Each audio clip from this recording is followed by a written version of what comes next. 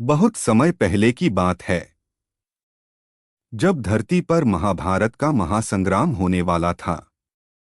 चारों ओर युद्ध की तैयारियां चल रही थीं। धरती धर्म और अधर्म के संघर्ष की साक्षी बनने वाली थी। उसी समय एक महान और पराक्रमी वीर थे। उनका नाम था बर्बरीक। वे भीम के पौत्र और घटोत्कच के पुत्र थे। बचपन से ही वे अत्यंत बलशाली और साहसी थे। बर्बरीक ने कठोर तपस्या की। उन्होंने भगवान शिव को प्रसन्न किया। भगवान शिव ने उनकी भक्ति से प्रसन्न होकर उन्हें 3 अमोघ बाणों का वरदान दिया। इन बाणों की शक्ति अद्भुत थी। पहला बाण शत्रुओं को चिन्हित करता था। दूसरा बाण अपने पक्ष को चिन्हित करता था और तीसरा बाण पूरे युद्ध का अंत कर सकता था। बर्बरीक ने एक विशेष प्रतिज्ञा ली थी। उन्होंने कहा था कि वे युद्ध में हमेशा कमजोर पक्ष का साथ देंगे। उनका उद्देश्य विजय नहीं था।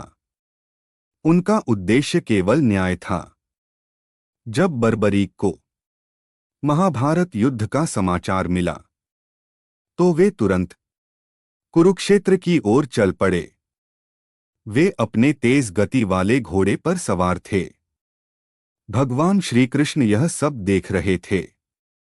वे जानते थे कि यदि बर्बरीक युद्ध में उतरे तो युद्ध का संतुलन बिगड़ जाएगा और धर्म की लीला पूरी नहीं हो पाएगी।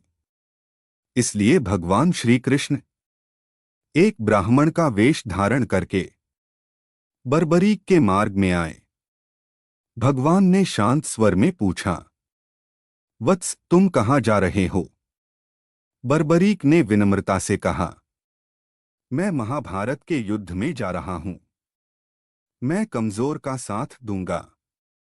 भगवान ने पूछा, तुम्हारे पास कितनी शक्ति है?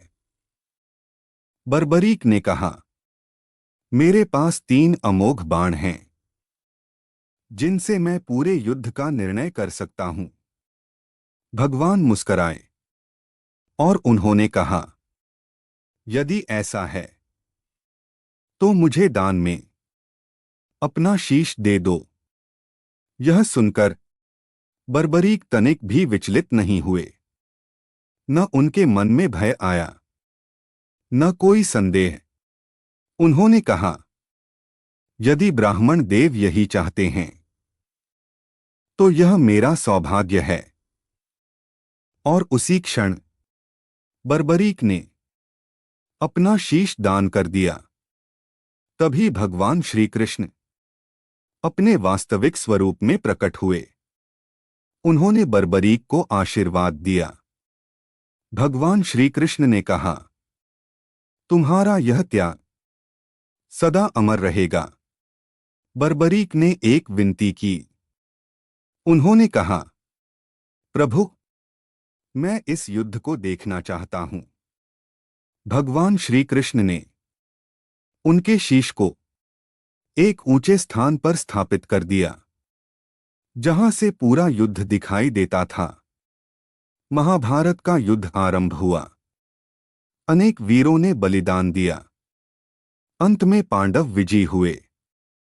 तब बर्बरीक के शीश ने कहा, मैंने पूरे युद्ध में केवल श्री कृष्ण की माया और उनकी नीति को कार्य करते देखा। वास्तविक विजेता केवल श्री कृष्ण ही थे। यह सुनकर पांडवों का अहंकार समाप्त हो गया। तब भगवान श्री कृष्ण ने बर्बरीक को वरदान दिया।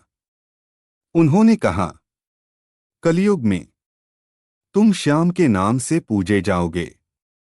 जो सच्चे मन से तुम्हें पुकारेगा तुम उसके सभी कष्ट हर लोगे। समय बीतता गया। राजस्थान के खाटू नामक स्थान पर बर्बरीक का शीश प्रकट हुआ। तभी से वे पूजे जाते हैं, खाटू श्याम जी के नाम से। आज भी जो भक्त सच्चे मन से बाबा श्याम को याद करता है उसकी झोली कभी खाली नहीं रहती। खाटू श्याम जी त्याग, भक्ति और विश्वास के प्रतीक हैं। वे हारे हुए का सच्चा सहारा हैं। इसीलिए भक्त प्रेम से कहते हैं, हारे का सहारा बाबा श्याम हमारा।